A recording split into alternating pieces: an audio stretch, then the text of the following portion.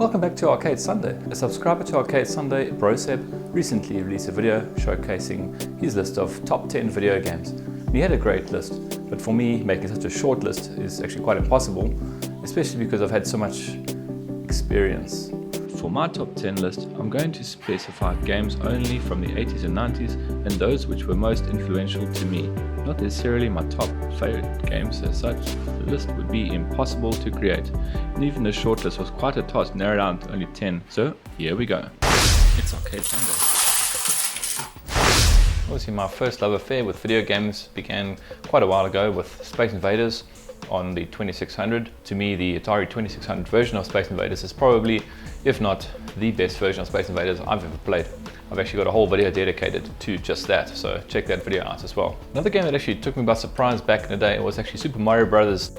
On the Nintendo Entertainment System, or as we had here, the Famicom Family, Japanese version. The first time I saw it playing, I was just blown away by how amazing it looked compared to the 2600 anyway. And just the colors of the game were just so great. The game was just so playable and fluid. I think the Mario Brothers series of side-scrolling platformers will always be part of my list of go-to games for classic Nintendo consoles. Another game that might be surprising is Tetris for Game Boy. Again, this particular version of Tetris I think is very easy to play, great music. Well, the graphics, well, aren't much, but the thing is the game just plays so well and it's just so portable. I think at the time when I first got a Game Boy, it was just like, wow, and I can play games in the bus and I can just sit anywhere and play games. It was just an amazing thing. So I think Game Boy's Tetris, again, probably everybody played it, I'm sure.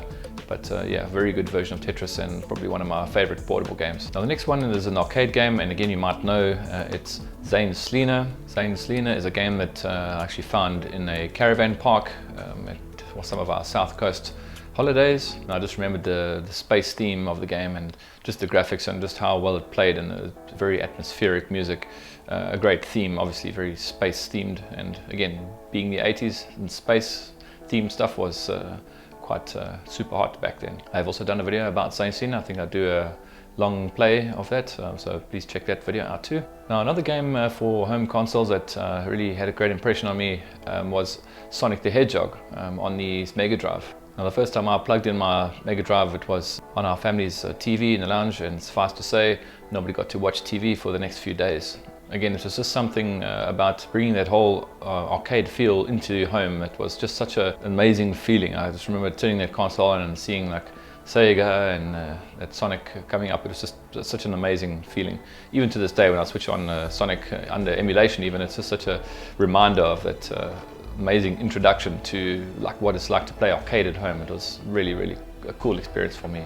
A game for the PlayStation that I think was probably one of my favorite RPGs, Final Fantasy VII, or JRPGs as they're known these days, I guess. So Final Fantasy VII was most definitely the most influential JRPG to me back in the day. And that comes with no surprise, Arkanoid. Now, again, that's a game I've featured heavily in a lot of my other videos, and I'm sure regular viewers will know how much I love Arkanoid.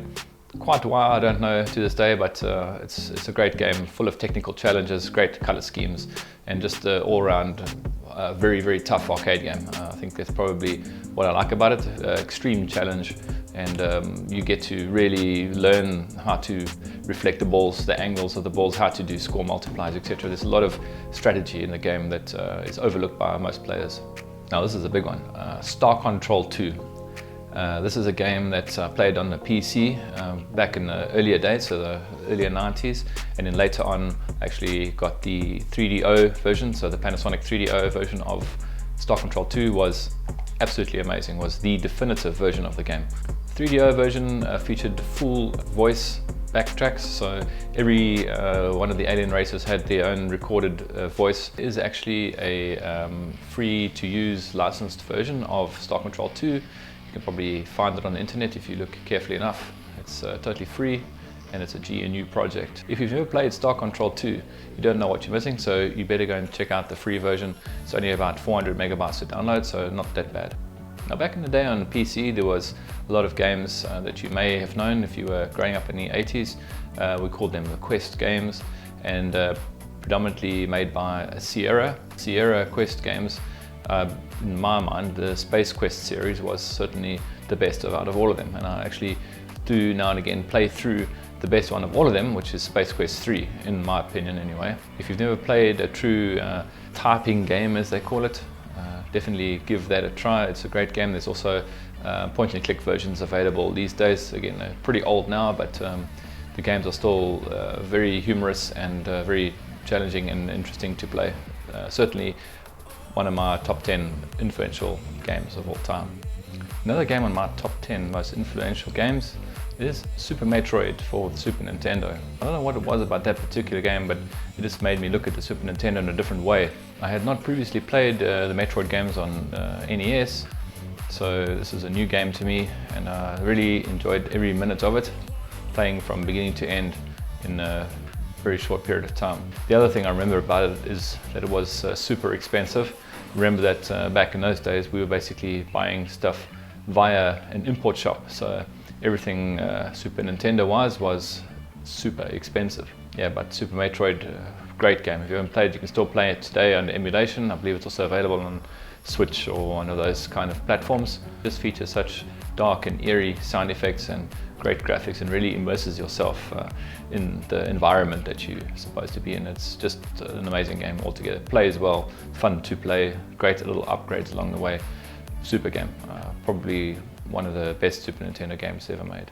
So I hope you enjoyed my top 10 list of most influential games. Be sure to leave your top 10 most influential games in the comments below, and let's see what made your gaming career what it is to this day. As always, have a great arcade gaming week. Arcade Sunday out.